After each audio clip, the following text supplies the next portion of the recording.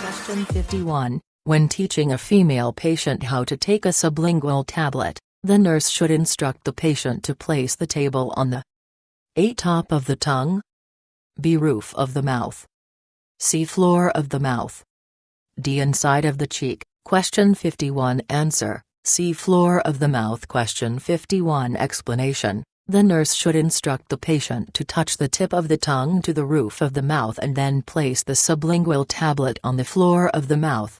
Sublingual medications are absorbed directly into the bloodstream from the oral mucosa, bypassing the GI and hepatic systems.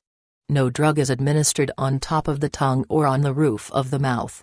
With the buccal route, the tablet is placed between the gum and the cheek. Question 52. Which action by the nurse in charge is essential when cleaning the area around a Jackson-Pratt wound drain? A. Cleaning from the center outward in a circular motion. B. Removing the drain before cleaning the skin. C. Cleaning briskly around the site with alcohol.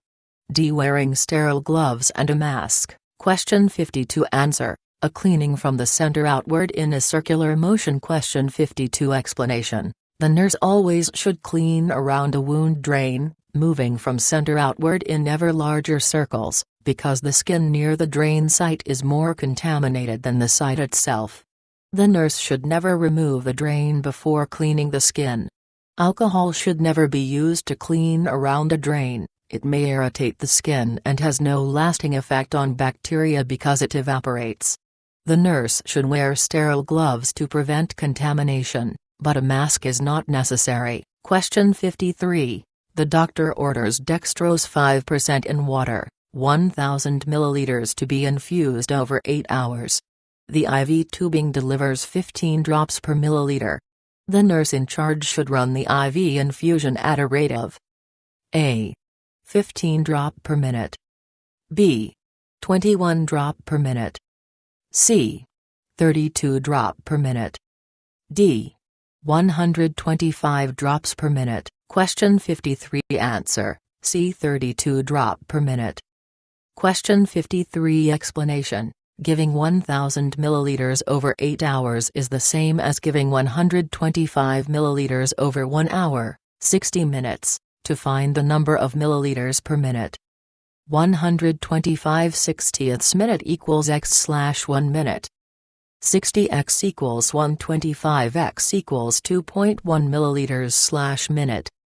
To find the number of drops/minute: 2.1 milliliters/x GTTS equals 1 milliliter/15 GTTS. X equals 32 GTTS, minute, or 32 drops, minute. Question 54. A female patient undergoes a total abdominal hysterectomy. When assessing the patient 10 hours later, the nurse identifies which finding as an early sign of shock? A. Restlessness. B. Pale, warm, dry skin.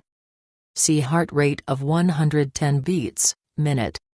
D. Urine output of 30 milliliters/hour. Question 54. Answer: a restlessness. Question 54. Explanation: early in shock, hyperactivity of the sympathetic nervous system causes increased epinephrine secretion, which typically makes the patient restless, anxious, nervous, and irritable. It also decreases tissue perfusion to the skin, causing pale, cool, clammy skin.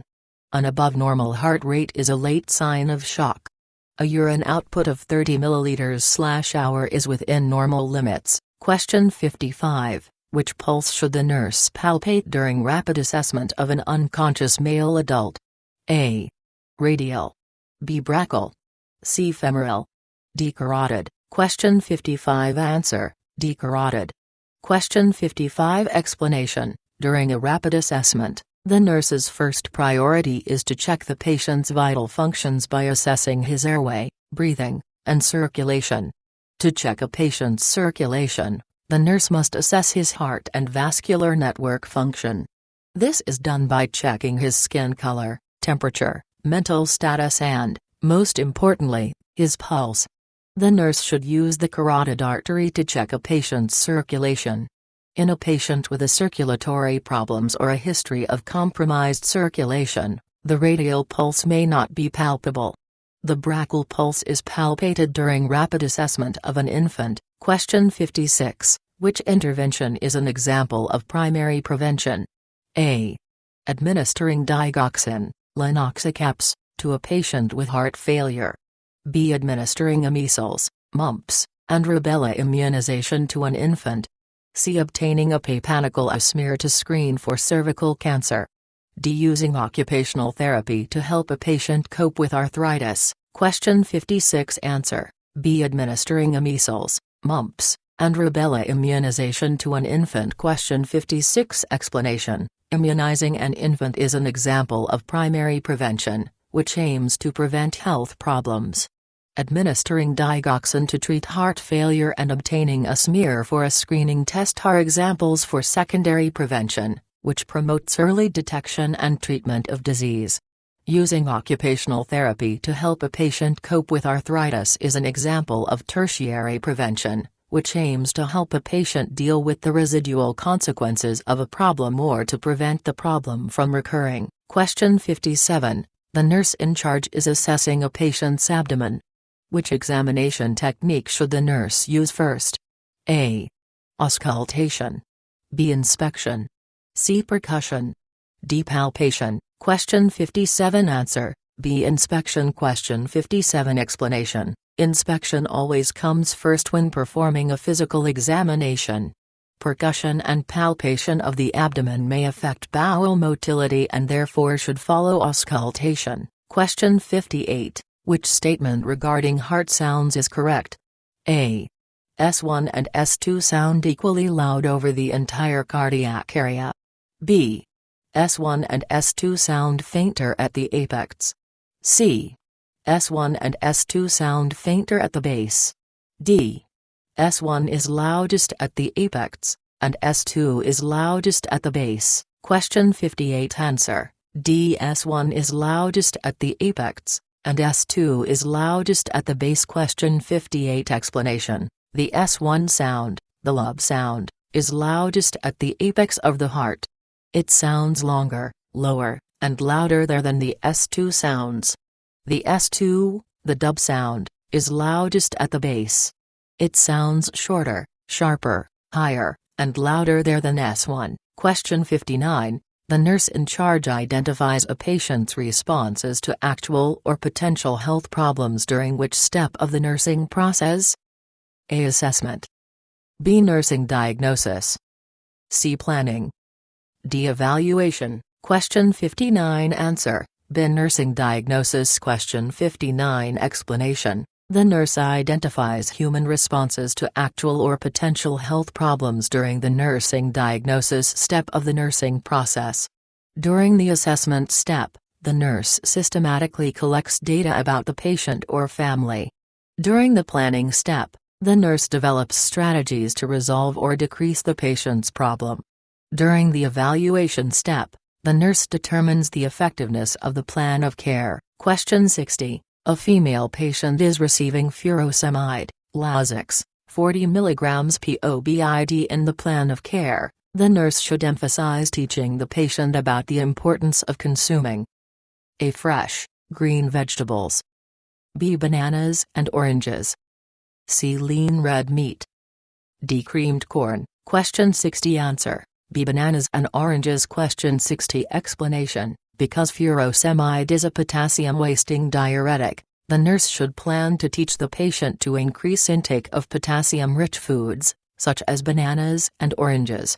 Fresh, green vegetables, lean red meat, and creamed corn are not good sources of potassium. Question 61. The nurse in charge must monitor a patient receiving chloramphenicol for adverse drug reaction. What is the most toxic reaction to chloramphenicol? A. Lethal arrhythmias. B. Malignant hypertension. C. Status epilepticus. D. Bone marrow suppression. Question 61. Answer: D. Bone marrow suppression. Question 61. Explanation: The most toxic reaction to chloramphenicol is bone marrow suppression. Chloramphenicol is not known to cause lethal arrhythmias, malignant hypertension, or status epilepticus. Question 62. A female patient is diagnosed with deep vein thrombosis. Which nursing diagnosis should receive highest priority at this time? A. Impaired gas exchanges related to increased blood flow. B. Fluid volume excess related to peripheral vascular disease. C. Risk for injury related to edema. D. Altered peripheral tissue perfusion related to venous congestion. Question 62 Answer: D. Altered peripheral tissue perfusion related to venous congestion. Question 62 Explanation: Altered peripheral tissue perfusion related to venous congestion takes highest priority because venous inflammation and clot formation impede blood flow in a patient with deep vein thrombosis. Option A is incorrect because impaired gas exchange is related to decreased, not increased, blood flow. Option B is inappropriate because no evidence suggests that this patient has a fluid volume excess. Option C may be warranted but is secondary to altered tissue perfusion. Question 63. When positioned properly, the tip of a central venous catheter should lie in the A. superior vena cava, B. basilica vein, C. jugular vein, D. subclavian vein. Question 63 Answer: a superior vena cava. Question 63 Explanation: when the central venous catheter is positioned correctly, its tip lies in the superior vena cava, inferior vena cava, or the right atrium, that is, in central venous circulation. Blood flows unimpeded around the tip, allowing the rapid infusion of large amounts of fluid directly into circulation. The basilica, jugular, and subclavian veins are common insertion sites for central venous catheters. Question 64. Nurse Nikki is revising a client's care plan. During which step of the nursing process does such revision take place? A. Assessment. B. Planning. C. Implementation. D. Evaluation. Question 64 Answer: D. Evaluation. Question 64 Explanation: during the evaluation step of the nursing process, the nurse determines whether the goals established in the care plan have been achieved, and evaluates the success of the plan. If a goal is unmet or partially met, the nurse re-examines the data and revises the plan. Assessment involves data collection.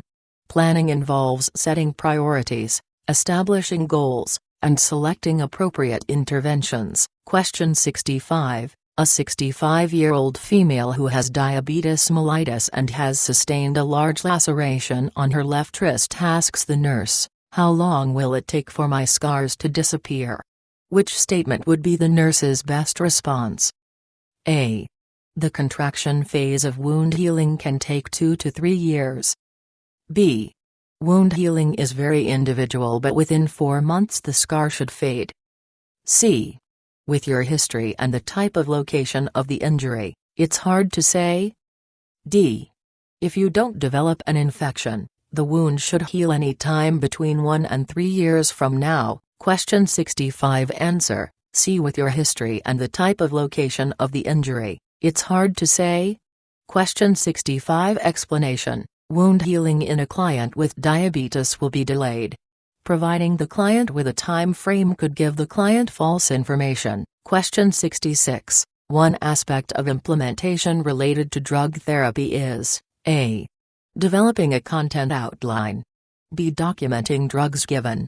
C. Establishing outcome criteria. D. Setting realistic client goals. Question 66 Answer: B. Documenting drugs given. Question 66 Explanation: although documentation isn't a step in the nursing process, the nurse is legally required to document activities related to drug therapy, including the time of administration, the quantity, and the client's reaction. Developing a content outline, establishing outcome criteria, and setting realistic client goals are part of planning rather than implementation. Question 67. A female client is readmitted to the facility with a warm, tender, reddened area on her right calf. Which contributing factor would the nurse recognize as most important? A. A history of increased aspirin use. B. Recent pelvic surgery. C. An active daily walking program. D. A history of diabetes. Question 67 Answer: B. Recent pelvic surgery. Question 67 Explanation: The client shows signs of deep vein thrombosis, DVT. The pelvic area is rich in blood supply, and thrombophlebitis of the deep vein is associated with pelvic surgery. Aspirin, an antiplatelet agent, and an active walking program help decrease the client's risk of DVT. In general, diabetes is a contributing factor associated with peripheral vascular disease. Question 68. Which intervention should the nurse in charge try first for a client that exhibits signs of sleep disturbance? A. Administer sleeping medication before bedtime. B. Ask the client each morning to describe the quantity of sleep during the previous night. C. Teach the client relaxation techniques, such as guided imagery, medication, and progressive muscle relaxation. D. Provide the client with normal sleep aids, such as pillows, back rubs, and snacks. Question 68. Answer: D. Provide the client with normal sleep aids, such as pillows, back rubs, and snacks. Question 68. Explanation: the nurse should begin with the simplest interventions, such as pillows or snacks, before interventions that require greater skill such as relaxation techniques. Sleep medication should be avoided whenever possible. At some point, the nurse should do a thorough sleep assessment, especially if common-sense interventions fail. Question 69. While examining a client's leg, the nurse notes an open ulceration with visible granulation tissue in the wound. Until a wound specialist can be contacted, which type of dressings is most appropriate for the nurse in charge to apply? A. Dry sterile dressing. B. Sterile petroleum gauze. C. Moist, sterile saline gauze. D. Povidone iodine-soaked gauze. Question 69. Answer: C. Moist, sterile saline gauze. Question 69. Explanation: moist, sterile saline dressings support wound heal and are cost-effective. Dry sterile dressings adhere to the wound and debride the tissue when removed. Petroleum supports healing but is expensive. Povidone iodine can irritate epithelial cells, so it shouldn't be left on an open wound. Question 70. A male client in a behavioral health facility receives a 30-minute psychotherapy session, and provider uses a current procedure terminology, CPT, code that bills for a 50-minute session. Under the False Claims Act, such illegal behavior is known as A. Unbundling, B. Overbilling, C. Upcoding, D. Misrepresentation. Question 70. Answer: C. Upcoding. Question 70. Explanation: upcoding is the practice of using a CPT code that's reimbursed at a higher rate than the code for the service actually provided. Unbundling, overbilling, and misrepresentation aren't the terms used for this illegal practice. Question 71. A nurse assigned to care for a postoperative male client who has diabetes mellitus. During the assessment interview, the client reports that he's impotent and says that he's concerned about its effect on his marriage. In planning this client's care, the most appropriate intervention would be to A. Encourage the client to ask questions about personal sexuality. B. Provide time for privacy. C. Provide support for the spouse or significant other. D. Suggest referral to a sex counselor or other appropriate professional. Question 71. Answer: D. Suggest referral to a sex counselor or other appropriate professional. Question 71. Explanation: the nurse should refer this client to a sex counselor or other professional. Making appropriate referrals is a valid part of planning the client's care. The nurse doesn't normally provide sex counseling. Therefore, providing time for privacy and providing support for the spouse or significant other are important, but not as important as referring the client to a sex counselor. Question 72. Using Abraham Maslow's hierarchy of human needs, a nurse assigns highest priority to which client need? A. Security. B. Elimination. C. Safety. D. Belonging. Question 72. Answer: B. Elimination. Question 72. Explanation: according to Maslow, elimination is a first-level or physiological need, and therefore takes priority over all other needs. Security and safety are second-level needs, belonging is a third-level need. Second and third level needs can be met only after a client's first level needs have been satisfied. Question 73. A male client is on prolonged bed rest, has developed a pressure ulcer. The wound shows no signs of healing even though the client has received skin care and has been turned every 2 hours. Which factor is most likely responsible for the failure to heal? A. Inadequate vitamin D intake. B. Inadequate protein intake. C. Inadequate massaging of the affected area. D. Low calcium level. Question 73. Answer: B. Inadequate protein intake. Question 73. Explanation: a client on bed rest suffers from a lack of movement and a negative nitrogen balance. Therefore, inadequate protein intake impairs wound healing. Inadequate vitamin D intake and low calcium levels aren't factors in poor healing for this client. A pressure ulcer should never be massaged. Question 74. A female client who received general anesthesia returns from surgery. Postoperatively, which nursing diagnosis takes highest priority for this client? A. Acute pain related to surgery. B. Deficient fluid volume related to blood and fluid loss from surgery. C. Impaired physical mobility related to surgery.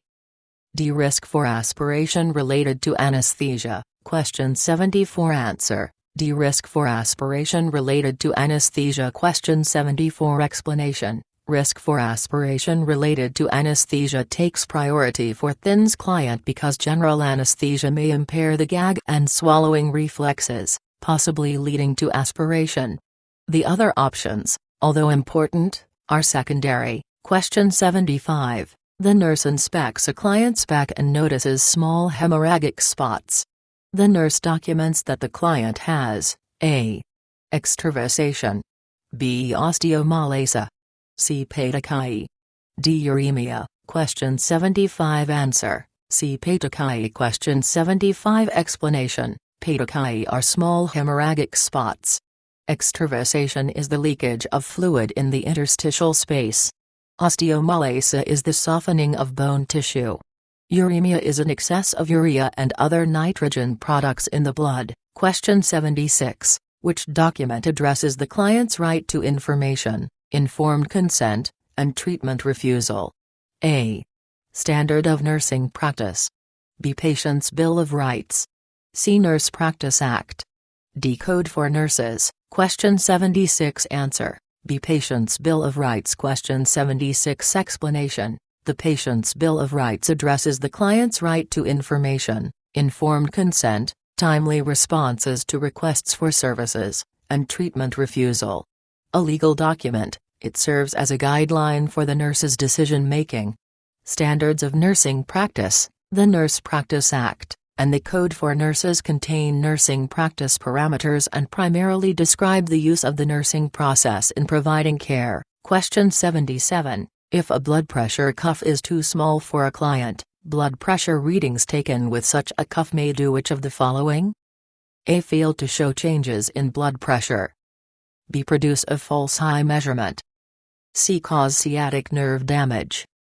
D. Produce a false low measurement. Question 77. Answer: B. Produce a false high measurement. Question 77. Explanation: using an undersized blood pressure cuff produces a falsely elevated blood pressure because the cuff can't record brachial artery measurements unless it's excessively inflated.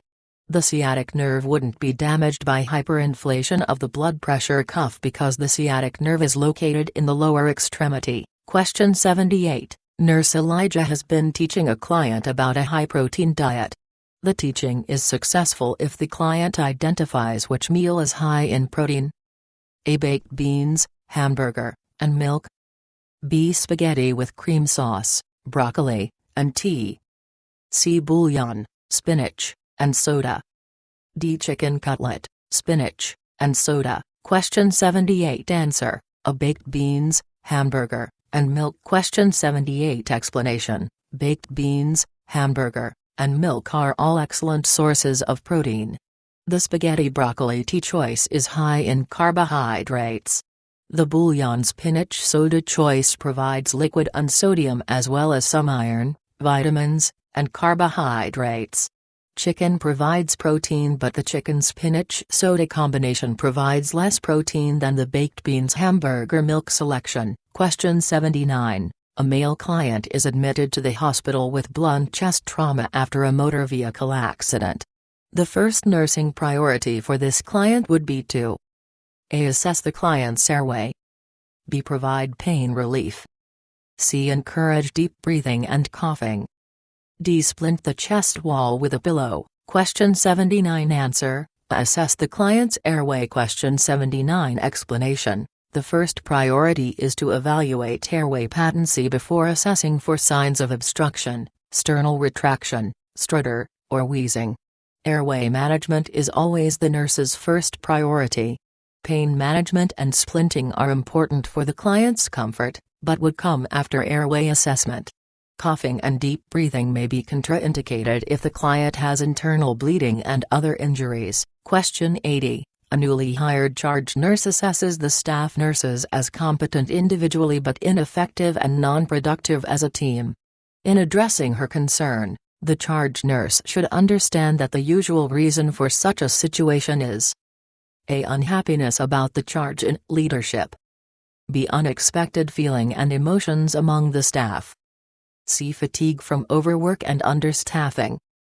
D. Failure to incorporate staff in decision-making. Question 80. Answer: B. Unexpected feeling and emotions among the staff. Question 80. Explanation: the usual or most prevalent reason for lack of productivity in a group of competent nurses is inadequate communication or a situation in which the nurses have unexpected feeling and emotions. Although the other options could be contributing to the problematic situation, they're less likely to be the cause. Question 81. A male client blood test results are as follows: white blood cell, WBC, count, 100 ul, hemoglobin, HB, level, 14 grams/dl, hematocrit, HCT, 40%. Which goal would be most important for this client? A. Promote fluid balance. B. Prevent infection. C. Promote rest. D. Prevent injury. Question 81. Answer: B. Prevent infection. Question 81. Explanation: the client is at risk for infection because WBC count is dangerously low. HB level and HCT are within normal limits, therefore, fluid balance, rest, and prevention of injury are inappropriate. Question 82. Following a tonsillectomy, a female client returns to the medical surgical unit. The client is lethargic and reports having a sore throat. Which position would be most therapeutic for this client? A. Semi-Fowlers. B. Supine. C. High Fowlers. D. Side lying. Question 82. Answer: D. Side lying. Question 82. Explanation: because of lethargy, the post-tonsillectomy client is at risk for aspirating blood from the surgical wound. Therefore, placing the client in the side-lying position until he awake is best. The semi-Fowlers, supine, and high Fowlers position don't allow for adequate oral drainage in a lethargic post-tonsillectomy client, and increase the risk of blood aspiration. Question 83. The nurse inspects a client's pupil size and determines that it's 2 mm in the left eye and 3 mm in the right eye. Unequal pupils are known as A. Anisocoria. B. Ataxia. C. Cataract. D. Diplopia. Question 83. Answer: Anisocoria. Question 83. Explanation: unequal pupils are called anisocoria. Ataxia is uncoordinated actions of involuntary muscle use. A cataract is an opacity of the eye's lens. Diplopia is double vision. Question 84. The nurse in charge is caring for an Italian client. He is complaining of pain, but he falls asleep right after his complaint and before the nurse can assess his pain. The nurse concludes that A. He may have a low threshold for pain. B. He was faking pain. C. Someone else gave him medication. D. The pain went away. Question 84. Answer: He may have a low threshold for pain. Question 84. Explanation: people of Italian heritage tend to verbalize discomfort and pain. The pain was real to the client, and he may need medication when he wakes up. Question 85. A female client is admitted to the emergency department with complaints of chest pain, shortness of breath. The nurse's assessment reveals jugular vein distension. The nurse knows that when a client has jugular vein distension, it's typically due to A. a neck tumor, B. an electrolyte imbalance, C. dehydration, D. fluid overload. Question 85 Answer: D. fluid overload. Question 85 Explanation: Fluid overload causes the volume of blood within the vascular system to increase. This increase causes the vein to distend, which can be seen most obviously in the neck veins. A neck tumor doesn't typically cause jugular vein distension. An electrolyte imbalance may result in fluid overload, but it doesn't directly contribute to jugular vein distension. Question 86. Critical thinking and the nursing process have which of the following in common? Both A. are important to use in nursing practice. B. use an ordered series of steps. C. are patient-specific processes. D. were developed specifically for nursing. Question 86 Answer: A. are important to use in nursing practice. Question 86 Explanation: Nurses make many decisions, some require using the nursing process, whereas others are not client-related but require critical thinking. The nursing process has specific steps, critical thinking does not. Neither is linear. Critical thinking applies to any discipline. Question 87. In which step of the nursing process does the nurse analyze data and identify client problems? A. Assessment. B. Diagnosis. C. Planning outcomes. D. Evaluation. Question 87 Answer: B. Diagnosis. Question 87 Explanation: In the assessment phase, the nurse gathers data from many sources for analysis in the diagnosis phase. In the diagnosis phase, the nurse identifies the client's health status. In the planning outcomes phase, the nurse formulates goals and outcomes. In the evaluation phase, which occurs after implementing interventions, the nurse gathers data about the client's responses to nursing care to determine whether client outcomes were met. Question 88. In which phase of the nursing process does the nurse decide whether her actions have successfully treated the client's health problem? A. Assessment. B. Diagnosis. C. Planning outcomes. D. Evaluation. Question 88 Answer: D. Evaluation. Question 88 Explanation: In the assessment phase, the nurse gathers data from many sources for analysis in the diagnosis phase. In the diagnosis phase, the nurse identifies the client's health status. In the planning outcomes phase, the nurse and client decide on goals they want to achieve. In the intervention planning phase, the nurse identifies specific interventions to help achieve the identified goal. During the implementation phase, the nurse carries out the interventions or delegates them to other healthcare team members. During the evaluation phase, the nurse judges whether her actions have been successful in treating or preventing the identified client health problem. Question 89. What is the most basic reason that self-knowledge is important for nurses? Because it helps the nurse to A. identify personal biases that may affect his thinking and actions. B. Identify the most effective interventions for a patient. C. Communicate more efficiently with colleagues, patients, and families. D. Learn and remember new procedures and techniques. Question 89 Answer: Identify personal biases that may affect his thinking and actions. Question 89 Explanation: The most basic reason is that self-knowledge directly affects the nurse's thinking and the actions he chooses.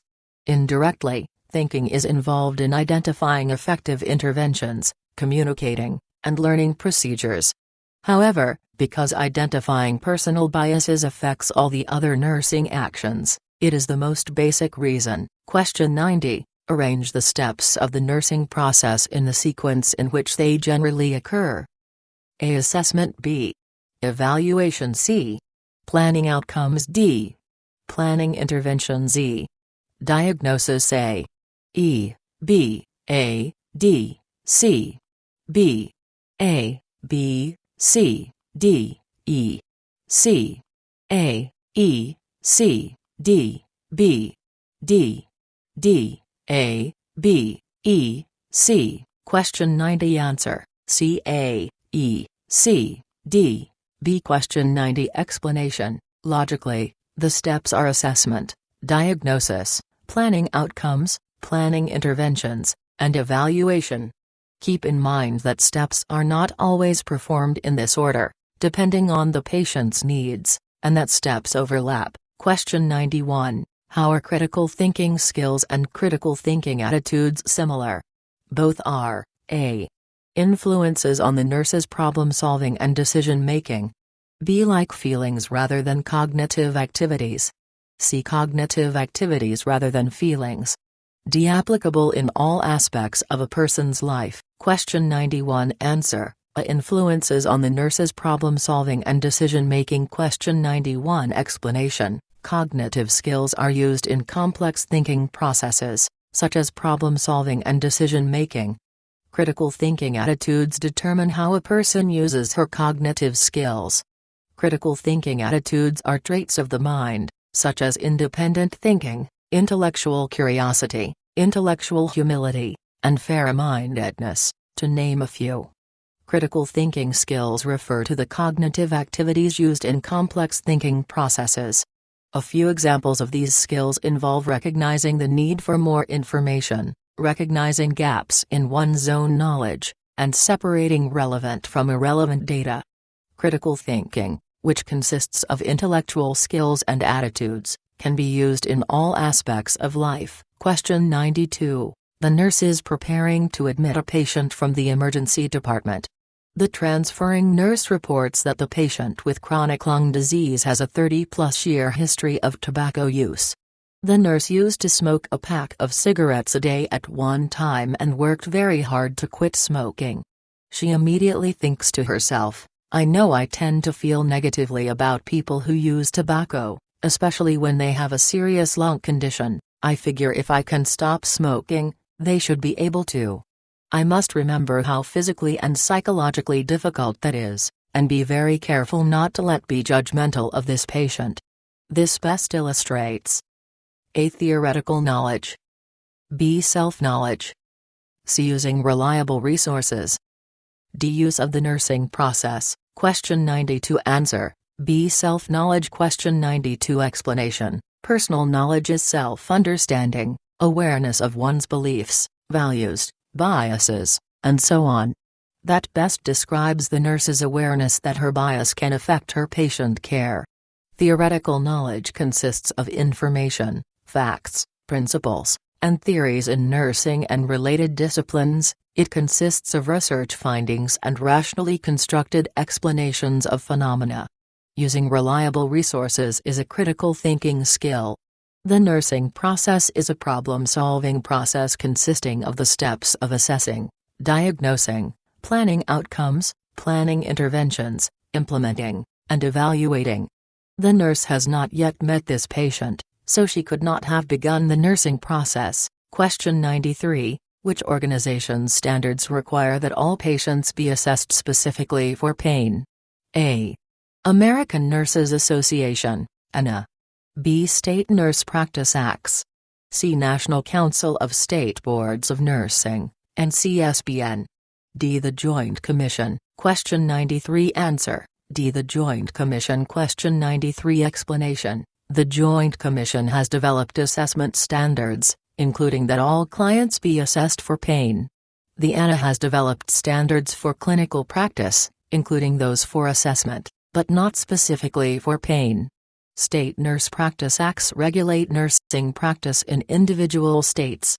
The NCSBN asserts that the scope of nursing includes a comprehensive assessment but does not specifically include pain. Question 94. Which of the following is an example of data that should be validated? A. The urinalysis report indicates there are white blood cells in the urine. B. The client states she feels feverish. You measure the oral temperature at 98 degrees Fahrenheit. C. The client has clear breath sounds. You count a respiratory rate of 18. D. The chest X-ray report indicates the client has pneumonia in the right lower lobe. Question 94 Answer, B. The client states she feels feverish. You measure the oral temperature at 98 degrees Fahrenheit. Question 94 Explanation. Validation should be done when subjective and objective data do not make sense. For instance, it is inconsistent data when the patient feels feverish and you obtain a normal temperature. The other distractors do not offer conflicting data. Validation is not usually necessary for laboratory test results. Question 95. Which of the following is an example of appropriate behavior when conducting a client interview? A. Recording all the information on the agency-approved form during the interview. B. Asking the client, why did you think it was necessary to seek health care at this time? C. Using precise medical terminology when asking the client questions. D. Sitting, facing the client in a chair at the client's bedside, using active listening. Question 95 Answer. D. Sitting, facing the client in a chair at the client's bedside, using active listening. Question 95 Explanation. Active listening should be used during an interview. The nurse should face the patient, have relaxed posture, and keep eye contact. Asking why may make the client defensive. Note-taking interferes with eye contact. The client may not understand medical terminology or healthcare jargon. Question 96. The nurse wishes to identify nursing diagnoses for a patient. She can best do this by using a data collection form organized according to, select all that apply. A. A body systems model. B. A head-to-toe framework. C. Maslow's hierarchy of needs. D. Gordon's functional health patterns. Question 96 Answer. C. Maslow's hierarchy of needs. D. Gordon's functional health patterns. Question 96 Explanation. Nursing models produce a holistic database that is useful in identifying nursing rather than medical diagnoses. Body systems and head-to-toe are not nursing models, and they are not holistic. They focus on identifying physiological needs or disease. Maslow's hierarchy is not a nursing model, but it is holistic, so it is acceptable for identifying nursing diagnoses. Gordon's functional health patterns are a nursing model. Question 97. The nurse is recording assessment data. She writes, "The patient seems worried about his surgery. Other than that, he had a good night." Which errors did the nurse make? Select all that apply. A. Used a vague generality. B. Did not use the patient's exact words. C. Used a waffle word, for example, appears. D. Recorded an inference rather than a cue. Question 97 Answer. A. Used a vague generality. C. Used a waffle word, for example, appears. D. Recorded an inference rather than a cue. Question 97 Explanation. The nurse recorded a vague generality, "He has had a good night." The nurse did not use the patient's exact words, but she did not quote the patient at all, so that is not one of her errors. The nurse used the waffle word, "seems worried," instead of documenting what the patient said or did to lead her to that conclusion. The nurse recorded these inferences, worried and had a good night. Question 98. A patient is admitted with shortness of breath, so the nurse immediately listens to his breath sounds. Which type of assessment is the nurse performing? A. Ongoing assessment. B. Comprehensive physical assessment. C. Focused physical assessment. D. Psychosocial assessment. Question 98 Answer. C. Focused physical assessment. Question 98 Explanation. The nurse is performing a focused physical assessment, which is done to obtain data about an identified problem, in this case shortness of breath. An ongoing assessment is performed as needed, after the initial data are collected, preferably with each patient contact. A comprehensive physical assessment includes an interview and a complete examination of each body system. A psychosocial assessment examines both psychological and social factors affecting the patient. The nurse conducting a psychosocial assessment would gather information about stressors, lifestyle, emotional health, social influences, coping patterns, communication, and personal responses to health and illness, to name a few aspects. Question 99. The nurse is assessing vital signs for a patient just admitted to the hospital. Ideally, and if there are no contraindications, how should the nurse position the patient for this portion of the admission assessment? A. Sitting upright. B. Lying flat on the back with knees flexed. C. Lying flat on the back with arms and legs fully extended. D. Side lying with the knees flexed. Question 99 Answer: A sitting upright. Question 99 Explanation: If the patient is able, the nurse should have the patient sit upright to obtain vital signs in order to allow the nurse to easily access the anterior and posterior chest for auscultation of heart and breath sounds. It allows for full lung expansion and is the preferred position for measuring blood pressure. Additionally, patients might be more comfortable and feel less vulnerable when sitting upright, rather than lying down on the back, and can have direct eye contact with the examiner. However, other positions can be suitable when the patient's physical condition restricts the comfort or ability of the patient to sit upright. Question 100. For all body systems except the abdomen, what is the preferred order for the nurse to perform the following examination techniques? A. Palpation. B. Auscultation. C. Inspection. D. Percussion. A. D. B. A. C. B. C. A. D. B. C. B. C. D. A. D. A. B. C. D. Question 100 Answer: B. C. A. D. B. Question 100 Explanation: Inspection begins immediately as the nurse meets the patient, as she observes the patient's appearance and behavior. Observational data are not intrusive to the patient. When performing assessment techniques involving physical touch, the behavior, posture, demeanor, and responses might be altered. Palpation, percussion, and auscultation should be performed in that order, except when performing an abdominal assessment. During abdominal assessment, auscultation should be performed before palpation and percussion to prevent altering vowels.